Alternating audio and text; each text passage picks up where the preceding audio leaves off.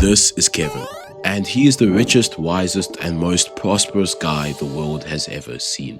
He undertook great projects. He built houses for himself, he planted vineyards, he made gardens and parks and planted all kinds of fruit trees in them. He bought male and female servants and other people who would serve him in his life. He owned so many herds of flock, more than anyone before him. He had so much silver and gold that his kingdom flourished too much. Basically, what I'm saying is, Kevin was just that guy. But one day on a Sunday afternoon, Kevin sat down to drink his morning coffee, and he had some solemn thoughts. He realized that he was getting old, and eventually he was going to die. And when he died, he would not be able to take all of this wealth and material comfort with him to the grave. This made Kevin sad, because the things that he based his whole life upon wouldn't be with him when he died. It was as if his whole life had been meaningless, as if everything he had achieved or tried to achieve was just vanity. Okay, I hope you enjoyed that little story about Kevin. Most of it was painted from the book of Ecclesiastes in the Bible, mainly the first few chapters where Solomon explores the topic of vanity. You could be wondering, what is the solution to Kevin's dilemma of, if everything at the end of the day is meaningless, what should I do with my life then? Ecclesiastes 2 verse 24 says, "A person can do nothing better than to eat and drink and find satisfaction in their own toil. This too, I see, is from the hand of God."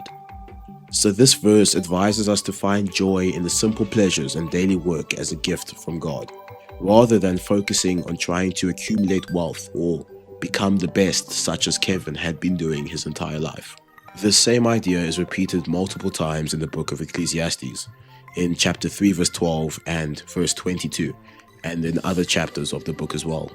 As humans, everything we do in this world is temporary, right? Whether we build a house or a palace, it's going to be here for the next, say, 50 or 100 years. But after that, someone's going to break it down and build their house or palace.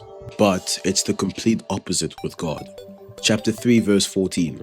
"Whatever God does is permanent, complete, and unchangeable, lasting forever with nothing added or taken away, designed so that people will revere and fear Him." So what God creates and makes and sets in place is eternal, but what we make is not eternal. It's vanity and temporary.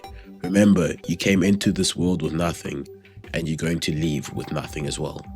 But the cool thing is that God has given us access to His eternal kingdom through His Son, Jesus Christ. And all we have to do is believe and accept Him.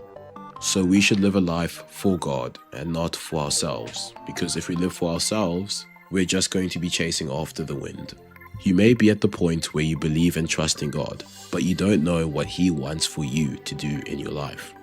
I'm gonna be frank, I can't answer that question directly, but what I can tell you is spend more time with Him, whether it's reading your Bible, praying, or listening to worship music. The more time you spend with God, the more you'll get to know what He wants you to do.